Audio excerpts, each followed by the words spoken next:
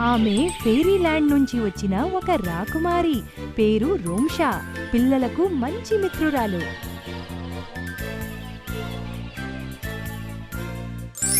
వద్దొద్దు, అపరిచితులతో మాట్లాడడం మంచిది కాదు. వారి నుంచి బహుమతులు తీసుకోవడం, వాటిని రహస్యంగా ఉంచడం అమ్మో అస్సలు మంచిది కాదు. పదండి, మనం ఒక నేస్తాన్ని కలుద్దాం. పిల్లలు, ఈరోజు మనం ఇద్దరు మిత్రుల కథ చూద్దాం. కానీ దానికి ముందుగా ఒక ముఖ్యమైన విషయం. మనం ఈరోజు స్పర్శ గురించి మాట్లాడుకుందాం. స్పర్శ అంటే సీతాకోకచిలుక స్పర్శ. ఎంత బాగుంటుంది. కానీ దోమ వాలితే బాగుండదు. అలాంటి స్పర్శ గురించి మీ అందరికీ తెలిసి ఉండడం ఎంతో అవసరం. పిల్లలు, ఈరోజు మనం ఇద్దరు మిత్రుల కథ చూద్దాం. గౌరవ్ మరియు ఫాతిమా ఇద్దరు మంచి స్నేహితులు. ఇద్దరూ ఒకే ప్రాంతంలో ఉంటారు. అక్కడే వారి టీచర్ మిస్ మేరీ కూడా ఉంటుంది.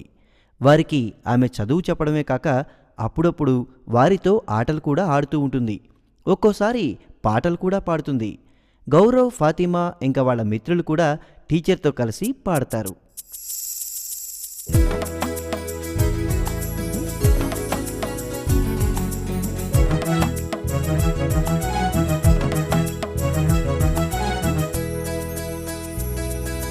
అమ్మ ఎంత అందం,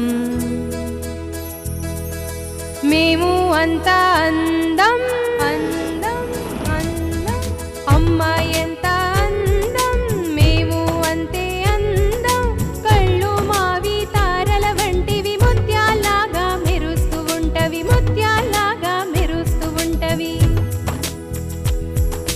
చెవులు మావి చక్కనివి, నోటి మాటే మధురం.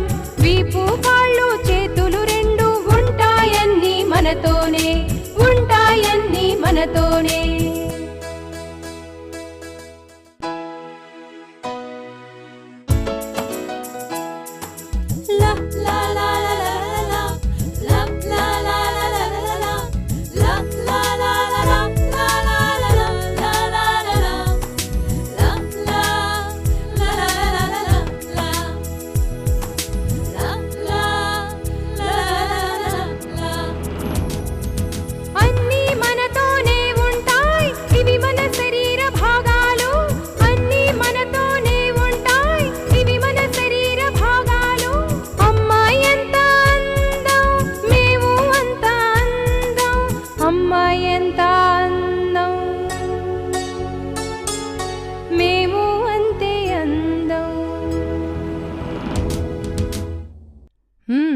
మా శరీరం, మీ శరీరం ఇంకా వాటికి సంబంధించిన సురక్షితమైన, అసురక్షిత స్పర్శ గురించి ఒక ముఖ్య విషయం.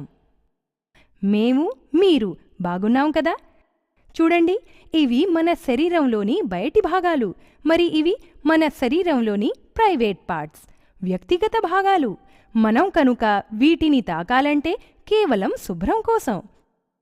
వీటితో పాటు వీటిని మనం దుస్తులతో కప్పి సురక్షితంగా ఉంచుతాం.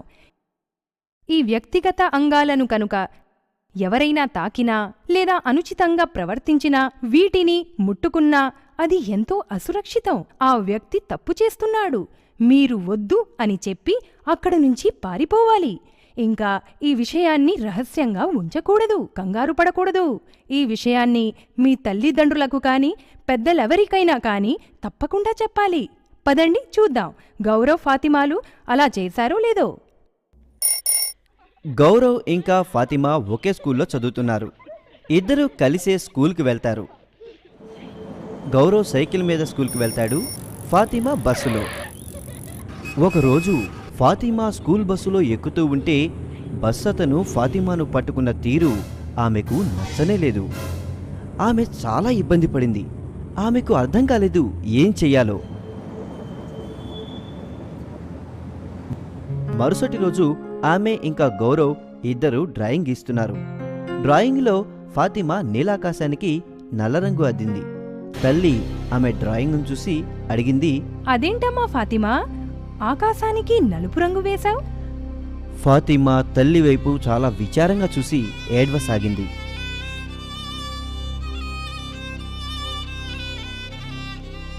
తల్లి కంగారు పడిపోయింది.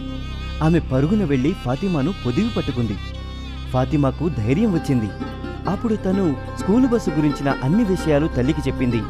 అప్పుడు తల్లి అంది, సభాష్ ఫాతిమా, నువ్వీ విషయాలన్నీ నాకు చెప్పావు. ఇది ఎంతో సాహసంతో కూడుకున్న పని. ఇందులో ఏడవాల్సిన అవసరం లేదు. నీ తప్పంటూ ఏమీ లేదు.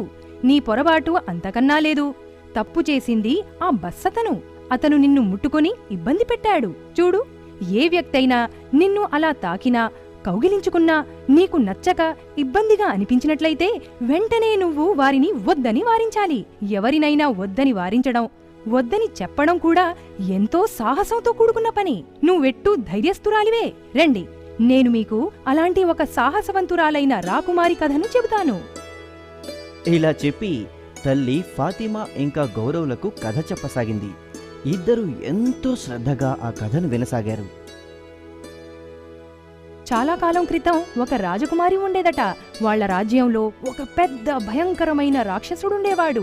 ఆ రాక్షసుడు రాకుమారిని పెళ్లి చేసుకోవాలనుకున్నాడు. ఒక రోజున ఆ రాక్షసుడు రాకుమారి అంతఃపురంలో ప్రవేశించి ఆమె చెయ్యి పట్టుకున్నాడు. అయితే రాకుమారి భయపడలేదు. తన ధైర్యాన్ని ప్రదర్శించి గట్టిగా గద్దించి వద్దని చెప్పింది. వద్దు, నా చెయ్యి వదులు అని చెప్పి రాకుమారి తన చేతిని విడిపించుకుంది. రాకుమారి అరుపును విన్న సైనికులు రాక్షసుని చుట్టుముట్టి అతనిని కారాగారంలో బంధించారు. కథ పూర్తి అవుతూనే తల్లి చెప్పింది, చూసారా, వద్దండంలో ఎంత శక్తుందో. మరైతే మనం ఒక పాట పాడదాం.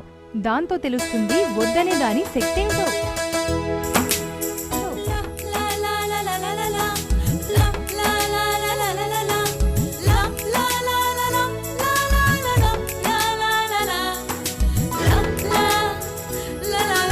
వద్దని చెప్పు ఇలాగా,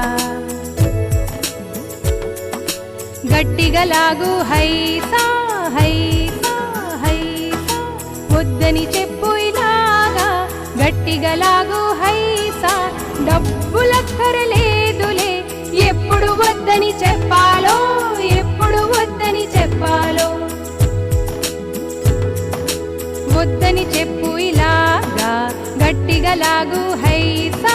డబ్బులక్కరలేదులే, ఎప్పుడు వద్దని చెప్పాలో, ఎప్పుడు వద్దని చెప్పాలో. భయం మీకు అనిపిస్తే భయమొద్దని చెప్పండి. గేదె వెంట పడగానే అలా వద్దు అని అంటూ మనమిలా పారిపోదాం. అలా వద్దు అని అంటూ మనమిలా పారిపోదాం, మనమిలా పారిపోదాం. సరా, వద్దని చెప్పి పారిపోవడం వల్ల మనం పశువు నుంచి కూడా కాపాడుకోవచ్చు. అందుకే ఎప్పుడైనా అసురక్షితంగా అనిపిస్తే, వింతగా అనిపిస్తే వద్దని చెప్పండి, అక్కడ్నుంచి పారిపోండి. అన్నట్టు ఇంకో విషయం, ఎవరైనా మీతో సీక్రెట్ గేమ్స్ ఆడాలని చెబితే, లేదంటే దాచమంటే మీ అమ్మా నాన్నలకు చెప్పొద్దు మీతో సీక్రెట్ గేమ్స్ ఆడామని. అలా ఎప్పుడు చెయ్యొద్దు. సీక్రెట్ గేమ్స్ అస్సలు ఆడకూడదు. సీక్రెట్ గేమ్స్ ఉండనే ఉండవు. ఎవరైనా అలా ఆడమంటే మీ అమ్మా నాన్నలకు కానీ, ఎవరైనా పెద్దలకు కానీ చెప్పండి. సరే, అయితే మరి గౌరవ్, ఫాతిమా అలా చేశారేమో చూద్దాం. పదండి చూద్దాం.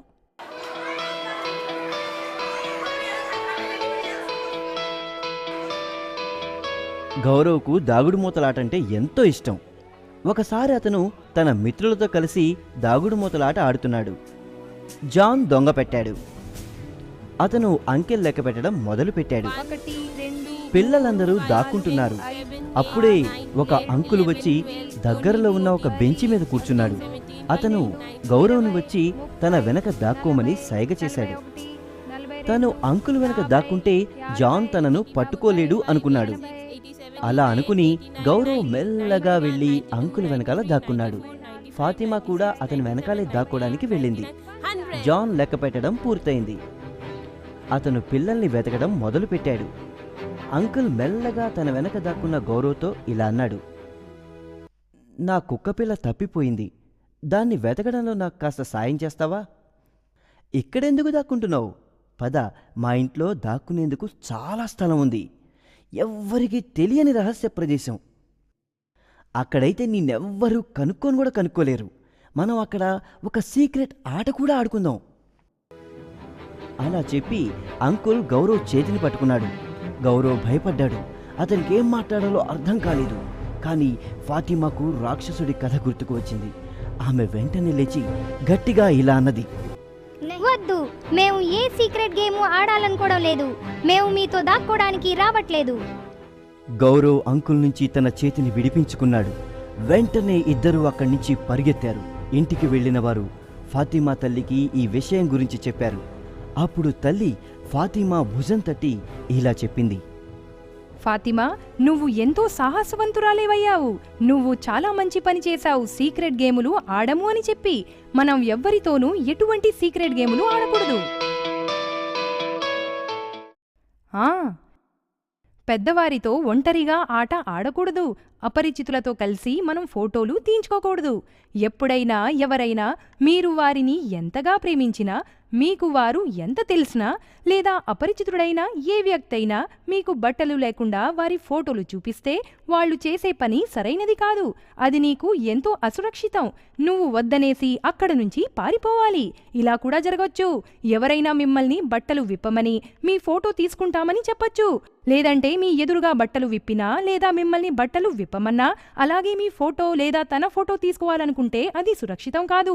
మీరు వద్దనేసి అక్కడ నుంచి పారిపోవాలి. చూద్దాం ఫాతిమా గౌరవ్లు ఏం చేస్తున్నారో.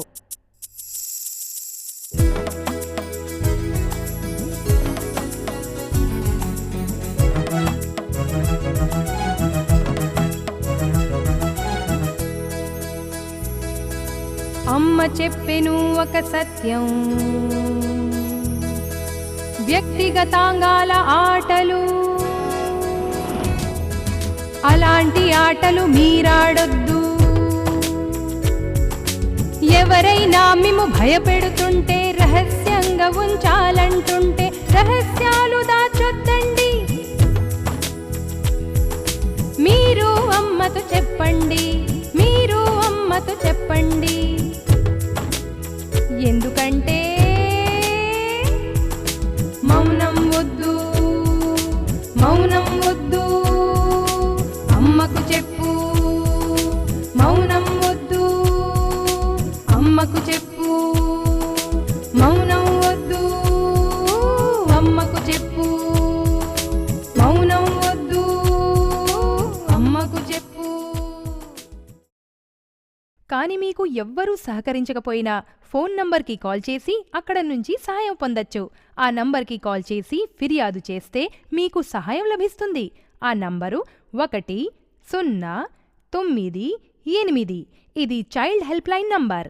ఇక్కడ మీ ఫిర్యాదు తప్పకుండా వినడం జరుగుతుంది. అంతేకాకుండా ఒక ప్రత్యేక కోడ్ కూడా ఉంది, చైల్డ్ వెల్ఫేర్ కమిటీ, బాల సంక్షేమ సమితి. మీరెక్కడ ఫిర్యాదు చెయ్యొచ్చు. ఇది ప్రతి జిల్లాలో ఉంది. పిల్లలు ఇవాళెంతో నేర్చుకున్నారు. బాగా ఎంజాయ్ చెయ్యండి, సుఖంగా ఉండండి, సురక్షితంగా ఉండండి.